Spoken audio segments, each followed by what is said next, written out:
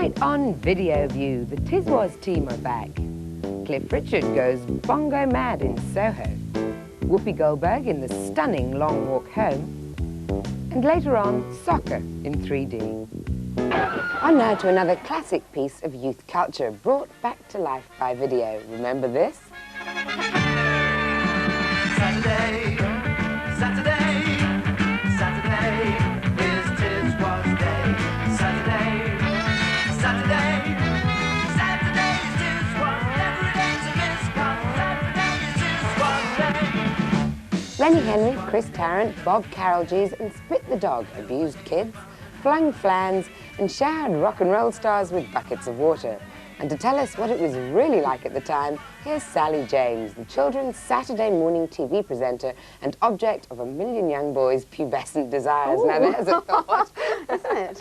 How do you feel about that? Well, I don't know that I was so aware of that at the time. That all sort of started really because there was a lot of mess, as you've just referred to, and as I well remember.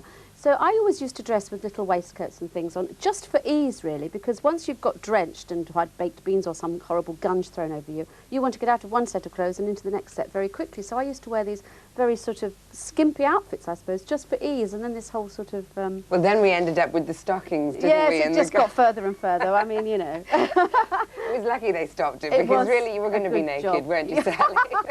That was the next big move. Yes, you're right. It's a good job it stopped 10 years ago. Now, I have to say, it was definitely my all-time favourite kids' programme. I mean, I just used to love it. I used to be glued to it every Saturday morning, and I think a lot of adults felt the same way about it. Do you think it was unique in that way?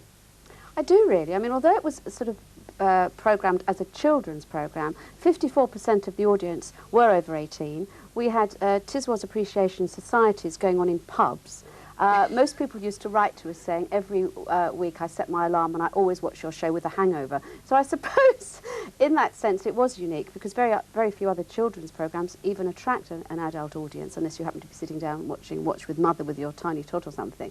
So in that way I think it was unique. And when we had a hit with that wonderful song, which I'm sure you remember, the Bucket of Water song. Oh, beautiful, beautiful. One of my all-time favourite tunes. Yes, well, of course. We actually went round and did a tour of universities, and we would find, that obviously at universities there were no children present, and the end of our act, as it was always about, 25 choruses of the Bucket of Water song, and it was very, very carefully choreographed, buckets of water thrown over the audience, and you'd have people standing there, I mean, I kid you not, with their beer mugs, throwing the water over themselves and then going, throw it over me, throw it over me, as it was some sort of weird form of baptism. I mean, it was extraordinary. So yes, unique is the correct word, I would think. One of the things that always struck me about the programme, and one of the things that really made you sort of sit there glued to it, was the fact that you always felt that there were terrible things could go wrong at any second, it seemed like utter chaos.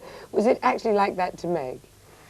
You had to really think on your feet. I mean, it was very, very fast-moving. We had a framework. We used to meet for 2 days beforehand to discuss it, believe it or not. I mean, there are certain people who do think we just used to turn up, collect our bucket, and off we went. But we did actually have a format, and we always had a rule that nothing lasted longer than 3 minutes, so that no one would get bored, basically. And we would have a framework, there's 3 minutes here to just talk with so-and-so, then there'll be a cartoon, then there'll be a competition, then there'll be... So it was actually frameworked, but within that framework, anything could happen. Excuse me, Quiz, have I just got time to say hello to Rodney Richard Frobisher, who is currently reclining in a West Ward in a Richmond hospital. Apparently, he's whipped his vertebrae, Quiz. No, you haven't, David. We haven't got time. A bit later on, we'll be asking the oh-so-important question, does a whale that's enjoying himself have a man of a time? Mr. Angus McCorkindale and Anne McLaughlin from Scotland, who between them have over 600 offences for drunkenness, were married today in Glasgow. A friend of the family said they've been going on steady together for 6 years. And finally, it's just been announced from Stockholm that Vladimir Kurtz, the Russian bell ringer, who was exiled for ringing his church bells all through the night, has been awarded this year's No Peace Bell Prize. But now, it's competition time!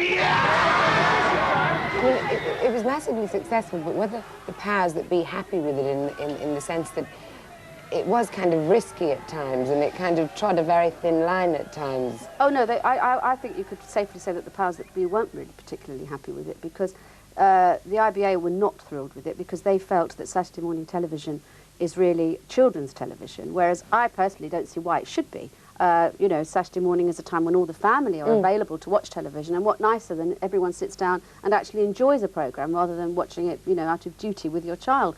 So we felt very strongly that we were doing a brilliant job, that we'd got 3-year-olds, you know, up to 90-year-olds actually enjoying this programme, but they did quite strongly feel that there should be something educational in it. And I think there was. I think it's very important to learn how to throw a bucket. Well, exactly, and how to flan your folks. You Well, never know when you're going to need that You never skill. know what, exactly. Good morning and welcome to Flanorama, our regular look in depth at the changing political, economic and social structure of the world around us. Our guest this morning needs very little introduction, one of the foremost students of international affairs in the 20th century and senior opposition Under-Secretary for Europe without portfolio, the Phantom Flamflinger. Phantom, good morning, thank you for joining us. Can you tell me, what do you feel in the last 12 months Britain has done to alleviate the problem in Afghanistan? I see. It's an aggressive reply, perhaps as I expected. Do you feel this government under Margaret Thatcher has really done enough? You don't. How seriously do you view the latest batch of unemployment figures? As grim as that, eh? How bad do you see the figures getting by the end of 1981? I think that it kind of proves the point in that you don't sort of have to have 14-year-olds presenting youth programmes, and that children are actually prepared to watch things that are slightly more sophisticated in a way.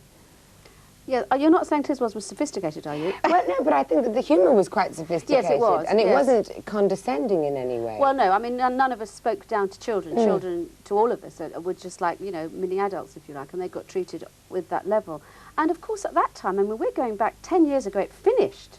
You know, you're dating yourself saying you were a fan here. Oh, no. They My didn't secret's Yes, out. exactly. They didn't really have teenagers presenting things then. That's been a much more a thing of latter years. But I think you're right, the children wouldn't even think twice about who was presenting it as long as they were enjoying it.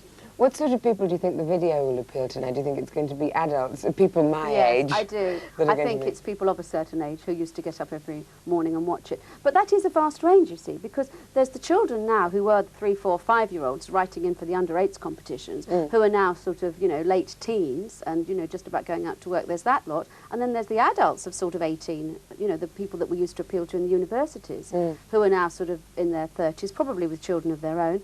So it's got a wide range, I imagine. Now, I bet you that you don't know how I can walk through this postcard. Walk through a postcard? I don't believe it can't be done. It can be done because I can walk through this postcard. Incredible stuff. Right, first of all, I fold the postcard. Folds the postcard. And now I start cutting. Fine, she's gonna, with scissors, she's gonna cut the postcard with scissors. This is the stuff they want. She's gonna get a postcard. She's gonna walk through the postcard. She's with scissors. Great stuff. This is what they want. Who needs Crossroads with this sort of stuff? Eat your heart out, blankety blank. This is what they want. This is where the wasted millions in advertising are going. This is where the inflation's been going wrong. This is the stuff they want. Who needs this? Fantastic. This is the stuff they want. No wonder Noel Edmonds is out of work. This is incredible. Fantastic stuff. This is what rules Europe. I've done all the cutting. Incredible. I can hardly wait. I can hardly speak. This is what they want. She's got the postcard with the scissors. And any second now, I hope she's going to walk through it. Otherwise, I can't keep speaking like this for much longer.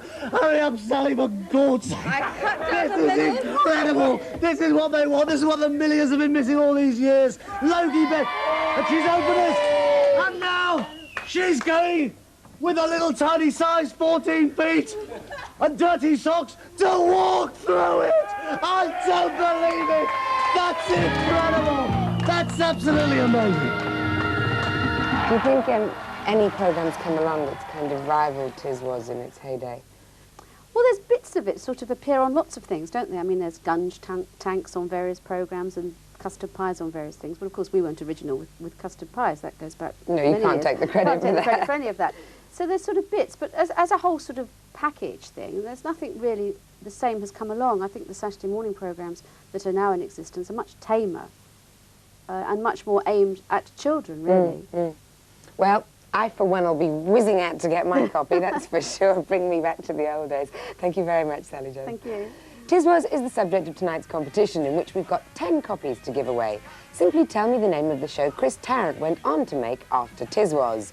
Was it A, OFT, B, OTT, or C, QED? Ring the competition hotline on 0891 66 4455 and hope for the best.